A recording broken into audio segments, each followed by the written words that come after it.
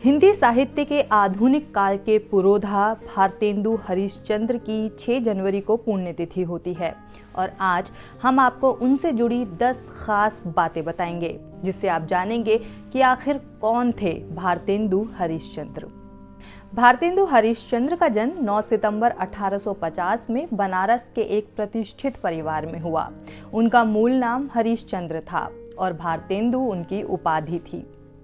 उनके पिता गोपाल चंद्र एक कवि थे जो गिरिधर दास के नाम से कविता लिखा करते थे। जब भारतेंदु 5 वर्ष के थे तो उनकी मां का साया उनके सर पे से उठ गया और जब वो 10 वर्ष के हुए तो पिता का भी निधन हो गया। 13 वर्ष की छोटी सी आयु में ही इनका विवाह काशी के रईस लाला गुलाब राय की पुत्री मन्ना देवी से हो गया था। भारतेंदु आधुनिक हिंदी साहित्य के साथ साथ हिंदी थिएटर के भी पितामह कहे जाते हैं। भारतेंदु ने अपनी रचनाओं के जरिए गरीबी, गुलामी और शोषण के खिलाफ आवाज बुलंद की। हिंदी साहित्य में आधुनिक काल का प्रारंभ भी भारतेंदु हरिश्चंद्र से ही माना जाता है। सिर्फ 35 साल की उम्र पाने वाले भारतेंदु की कई तरह की विधाओं पर पकड़ थी।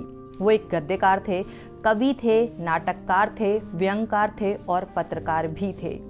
भारतेंदु ने सिर्फ 18 वर्ष की आयु में एक पत्रिका निकाली जिसमें उस वक्त के बड़े बड़े विद्वानों की रचनाएं प्रकाशित होती थी। हिंदी में नाटकों की शुरुआत भारतेंदु हरिश्चंद्र से मानी जाती है। हालांकि उनसे पहले भी नाटक लिखे जाते थे, लेकिन खड़ी बोली में नाटक लिखकर हिंदी नाटकों को भारतेंदु ने एक नया आयाम दिया। तेज याददाश्त और स्वतंत्र सोच के चलते उन्हें कई तरह की भाषाओं का ज्ञान था।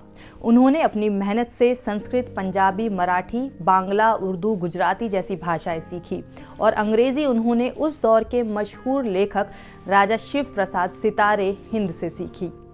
एक दौर में भारतेंदु की लोकप्रियता शिखर पर थी, जिससे प्रभावित होकर काशी के विद्वानों ने 1880 में उनको भारतेंदु की उपाधि दी। भारतेंदु के विशाल साहित्य तक योगदान के कारण ही एक पूरे युग को भारतेंदु युग कहा जाता है और 6 जनवरी 1885 में उन्होंने अंतिम सांस ली।